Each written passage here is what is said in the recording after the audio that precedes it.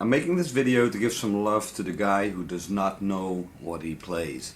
And this is an idea that's been going around in my head for a couple of months now.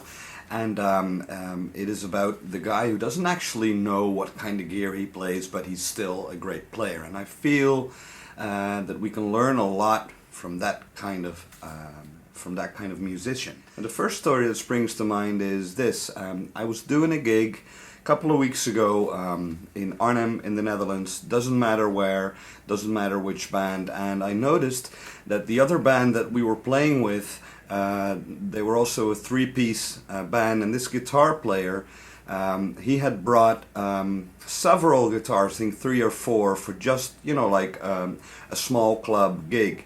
I also noticed he had this amplifier that was obviously hand-built, and he had a lot of pedals, and he had guitars for different tunings because he played a lot of slide. And the bass player and me, we started talking, and he mentioned that his friend, he likes to build his own guitars, and he's very particular about the kinds of woods and the kinds of pickups and strings and tubes that are in the amplifiers and pedals. And then later on, as soon as the doors opened, even some of his, not to offend anybody, but some of his minions came to watch him play, and I gathered that he had built some pedals, like a clone and some stuff like that for these other younger players. And as soon as they started sound checking, everybody who was not a musician was kind of irritated about how loud he was, and they even had to mic the drums and the bass to be heard over the guitar. And that is one of those little annoyances that I have when I play gig. I generally don't like to turn up too loud. Of course, I like playing loud, but it's usually not very comfortable for the audience and the people that come to see you. And the cool thing is, they were playing first and we were playing next. And after the show, this guitar player, he came up to me, and he said, "Well, I noticed that you're not using any pedals. Is that right?" And I said, "Nope. All of the sounds, all of the drive sounds that I use, they come from my amp." And I don't know if you know this, but I use a Boss Katana 50 amp. I've been using that for I think 18 months, steady on gigging, and it's rehoused in the cabinet of an early 70s, late 60s Vox Escort transistor amplifier that was broken. I had that, in my basement, and I had really grown to like the Katana amplifier, but I never really liked the look of it. So I decided to just rehouse the Katana into the cabinet of the Vox Escort. It looks nice and beat up and is a real eye catcher on stage. And then he said, "Well, you don't seem to use any pedals. Wow, so you played an entire show of 50 minutes using just your guitar and the amplifier and riding that volume knob like I do in Legendary Orchestra of Love." And he said, well, that's pretty cool, And he said, "What kind of amp is that?" And then I said, "Well, it's the cab of a Vox Escort, late 60s, early 70s, like I just said." And he said, "I thought it sounded terrific." And then I said, "Well, it's a Boss Katana 50, a $200 amp housed in that cabinet." And then he went, "Okay, so what kind of tubes are in it?" And I said, "Are you kidding? It's just a solid state amp, And he was absolutely blown away by the sound of it. And later on, when we were ready for our load-in, they saw us load in our gear, and I overheard him and the bass player talking, saying, "Well, we got to get a smaller rig too, because it sounds so good." And those guys, us, simply can't be bothered with bringing expensive gear to the gig.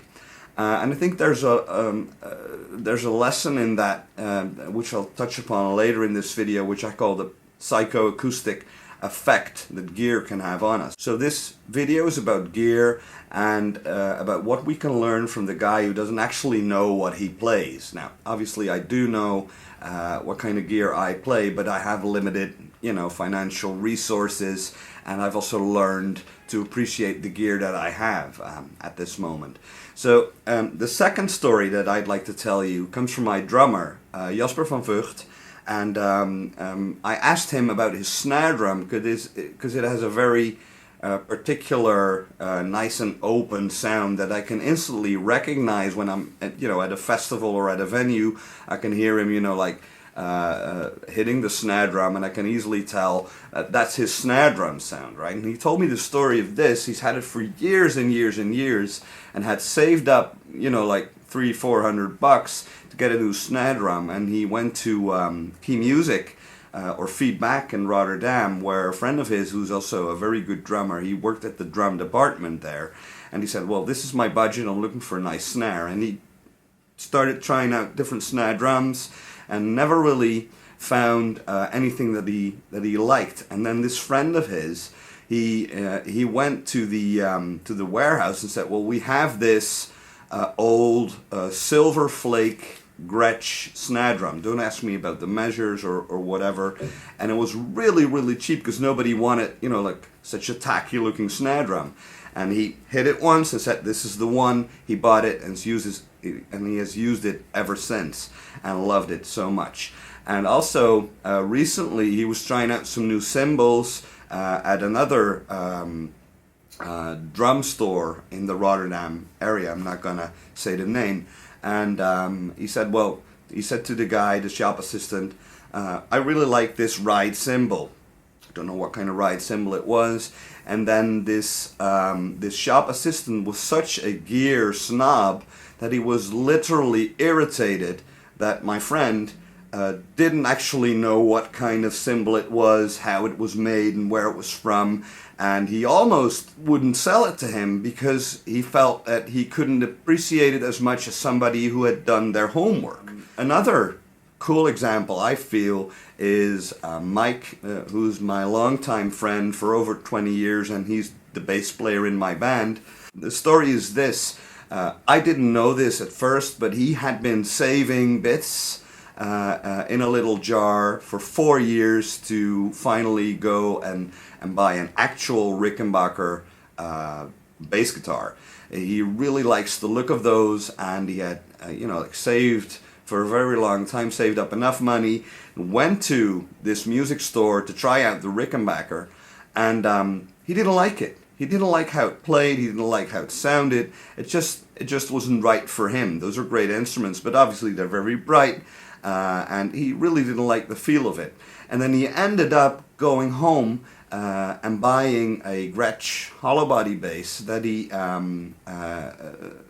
found there, and he asked the salesperson to restring it with flat wound strings.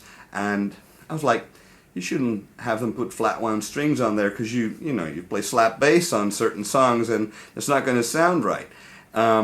He went home with that, really liked the feel and the look of it and the tone it got him, and then he decided that it sounded better when he started playing with a pick, and all of a sudden that bass sound that we get a lot of positive feedback on these days became kind of signature to our band's sound.